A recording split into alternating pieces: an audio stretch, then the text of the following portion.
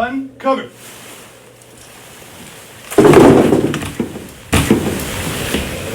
Sir, Officer Analysis, Class 062, 27 assigned, 27 present, prepare for instruction. Take seats. Always forward! Adjust. Seats. Good morning, everyone. Yes, sir! Hey, so we're going to be going into battle drills this morning, a continuation on from last night. So just a few of the issues, get out of the way. First being safety. No changes from yesterday. We are in a classroom environment. If there's a fire, we'll go outside and we'll meet up right out there. Okay, there's slip, trips, and falls that you can encounter in this classroom, but again, no change from before. The references for this is ATP 3-21.8, and I just wanted to go through the action condition standards. All right, the action is to go over battle drills. What we are going to be going over today and tomorrow, and essentially for the rest of this program, is the key base knowledge that you guys need to have as officer candidates leading into phase 3, because my goal is to get you to phase 3 and to pass phase 3 and a commission as a second lieutenant. So we're going to go through selected battle drills today. Just so that you guys know, there are more battle drills than what is on this slideshow. Okay? The condition, classroom environment, given a PowerPoint presentation, you guys will receive instruction on methods of conducting battle drills. Now with that being said, we're going to do a classroom portion, but we're also going to go outside and do them crawl, walk, run. Okay? Standard is candidates must obtain an understanding of course materials through classwork, then apply what you have learned during the practical exercise. Practical exercise is what we're going to do outside. All right, so before we get started, I'm going to play you guys this is a scene from Band of Brothers, okay? And one of the things that they do in this is an ambush, all right? And can you cut a light? All right, reacting to ambush and conducting an ambush are essentially battle drills. And we'll go into it here in the future. But essentially, battle drills can happen with very little communication prior to. It's a reflex reaction. So this is Captain Winters right on D-Day. He's ambushing a German convoy.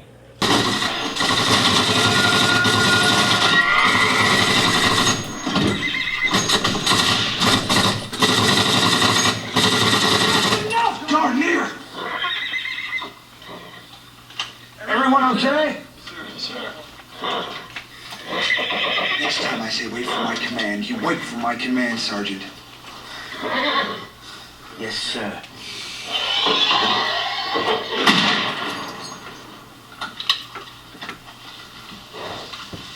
Here you go, Lieutenant. Crowell.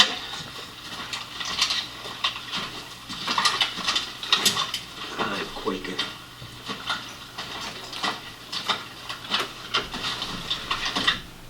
All right. What you guys notice in there? So let's start from the beginning. How much talking did they need to get it set up? Very little, sir. Almost none, right? It's like he pointed, did a couple arm and hand signals, and then he said, "Wait for my command." Right? He's basically like that. They have gone through that so many times that the only thing that he needs to do is just point at them. They've all identified that it's a road. They're going to get in a position, and who's taking charge of that? He's a platoon leader. So to give you guys a little context to it, he is a platoon leader at the time, in charge of a platoon on D-Day. So he said 3 words in that whole thing. What was it? Wait for my command. Right? Forward. Alright? Everything else was just happening. Right? That is how battle drills are supposed to happen. And they do. I can tell you from experience, like when I was on Primo training with my last platoon, they were like, you'd walk up to a lane and they'd say, hey, this is the distance direction you're gonna walk, go. I wasn't the PL in that case, or I wasn't the squad leader, I was just a rifleman. Someone can take charge of that, any person can. We get hit from the right, we all return fire. The battle drill happens, somebody said flank left, somebody said flank right, and it just happens, all right? All right, so, the first battle drill, this is what you guys are gonna wanna take notes of, okay? This is, and there's a reason why this is called battle drill 1, react to direct fire. All right, so, what kind of, and let's keep this at the squad level, what kind of formation do we generally travel in? Wedge, okay. What about, and then what's the other part of that? So they're traveling in wedges, are they traveling, Overwatch, are they bounding Overwatch? Traveling. So if they're in a gunfight right now, do you think they probably expected it? So maybe they were, traveling Overwatch, probably not bounding Overwatch yet. So what ends up happening is the enemy fires upon you. This is a react to direct fire. It is not a planned assault. This is a reaction. You are not the initiator of this. All right? 1 Alpha, you are the initiator. But this right here is react. So what's the first thing you do when you are engaged? Return fire and what? Seek cover, right? So when anybody out here who is bad at that, you'll learn the painful way when the paintballs start coming, right? Because we're getting like infantrymen to come and shoot at you guys. And when we did it a couple of years ago, the odds were, we had 3 OPT4 and about 15, 16 officer candidates. Who do you think won? Yeah, the scouts and snipers that we brought. And the candidates to us, their complaint to me was, you're sending us on a suicide mission. And my response to them was, you had a laid-in ambush in a ditch on a road, and I radioed them in and told you, hey, they're coming, and you guys still lost. It's paintballs. There's no, oh, I shot him, he didn't shoot me, they were covered in paint, the OPT4 weren't. All right? So let's say we're traveling Overwatch, we have an element in the front, we have an element in the back. The front takes contact. What do? Return fire. Return fire, seek cover. What does the back element do? Try to figure out where it's coming from. Yeah. They get on the line. Okay. Why? Sort of saying it right. To maximize their firepower and suppress the enemy. Okay. Do they have to get on the line? Not necessarily. No, not necessarily. It might not make sense, right? So the idea of this initial engagement is to find where you're going to go in the firefight. All right? Who controls it all? Squad leader and who else? Team leaders, right? All right, so element leaders control the fire of their soldiers by using standard fire commands. Initial and supplement containing the following elements. So alert, weapon or ammunition, target description, direction, range, method, control, execution, termination. Seems like a lot, huh? So what is alert? Contact. Yeah? What else? Just direction, Okay. distance. Okay. What are other ways you can be alerted other than someone yelling contact? Gunfire. Gunfire. Grenade, claymore, maybe it's mortar fire, right? So, like I said, there's not a lot of talking that goes on in here, but you can get all this done in a very, very few words, all right? So the element leaders take control of their soldiers and they start maneuvering. All right, soldiers and vehicle commanders maintain contact, visual or oral, with the leader, other soldiers and vehicles on their right or left. Soldiers maintain contact with the team leader and indicate the location of enemy positions. Vehicle commanders relay all commands to mounted infantry squads. Unit leaders check the status of their personnel. Element leaders maintain visual contact with the unit leader. So what did I just say there? What does that mean?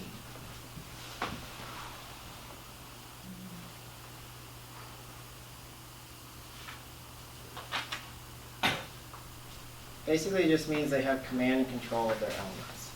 They're commanding them what to do, and they have a way to control them. You can have control measures, you have a radio. It's basically just maintaining C2 of your element. So if you hear myself, or Deb, or Rosario say C2, from this point on, we generally mean command and control. Right? If you lose command and control, it's not a good thing, because you need a cohesive unit.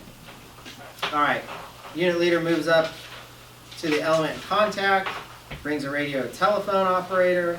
Element leader is not in contact, move to the front of their element. Platoon sergeant moves forward with the remaining crew served weapons.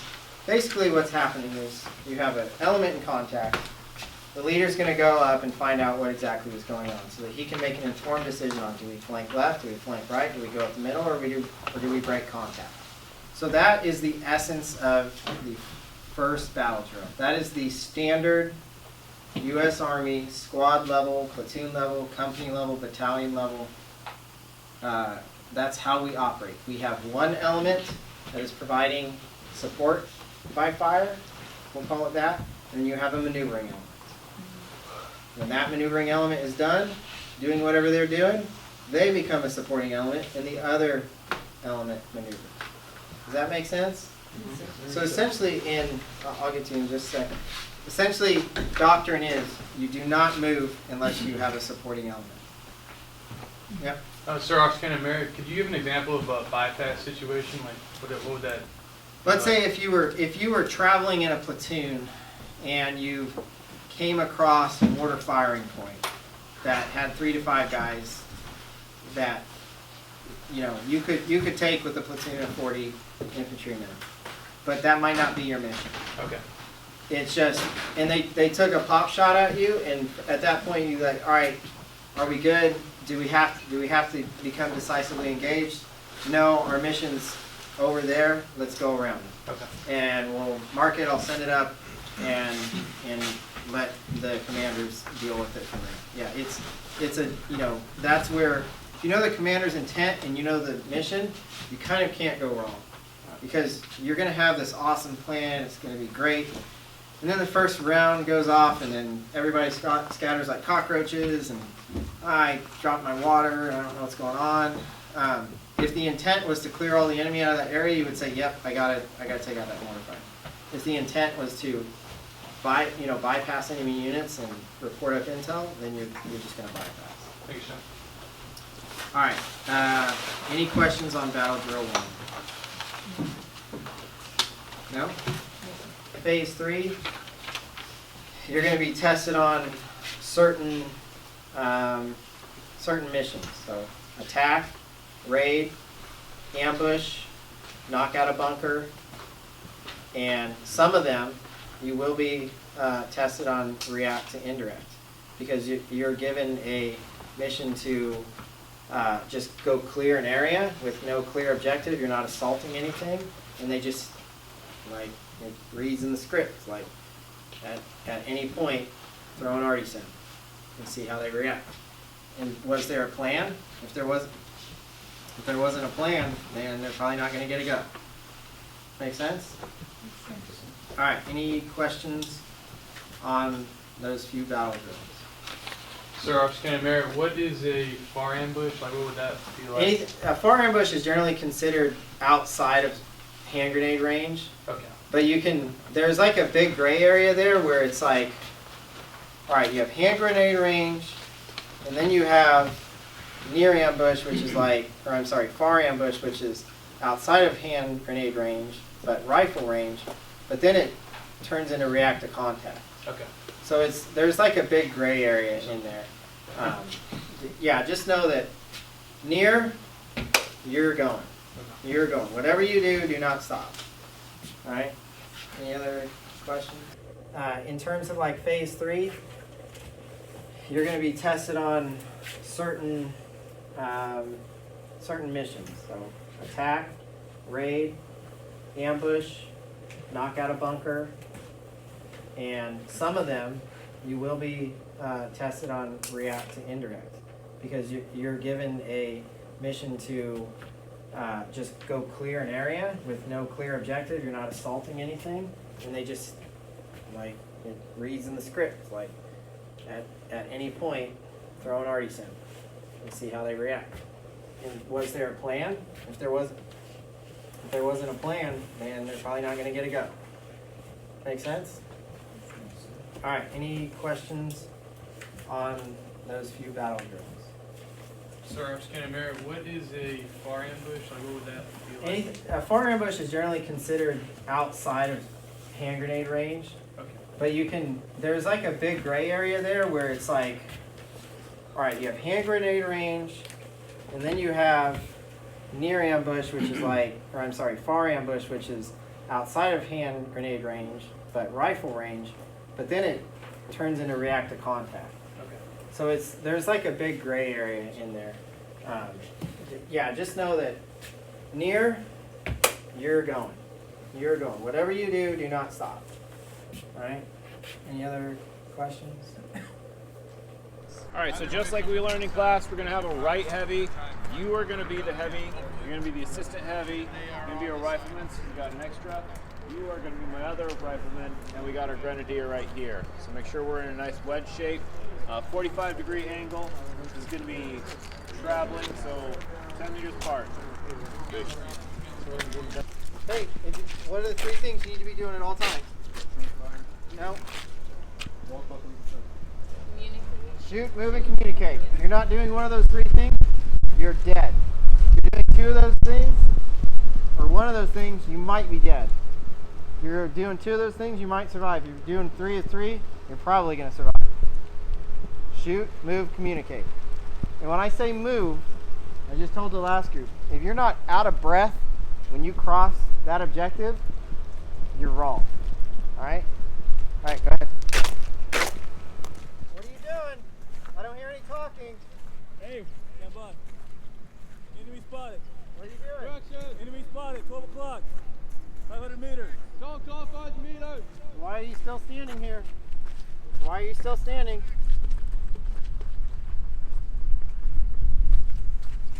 Bang, bang, bang. Bang, bang, bang. Bang, bang, bang. Bang, bang, bang. Bang, bang, bang. You're not maneuvering to cover, you're maneuvering to assault. Go. Bang. You don't got to go all the way back. They can see you. Go. Go. Run. Get up. Don't worry. Your hands can get mud on them. Why did the base of fire get up and move? We go. So we were out in the open, sir, and Okay. we were waiting for the Bravo team to set and provide suppressive fire in order for us to get up and move. So that's why we weren't all just Did out. they know that that was the plan? Yes, sir. So the base of fire team, like, I mean, don't get your feelings hurt, but you killed everybody.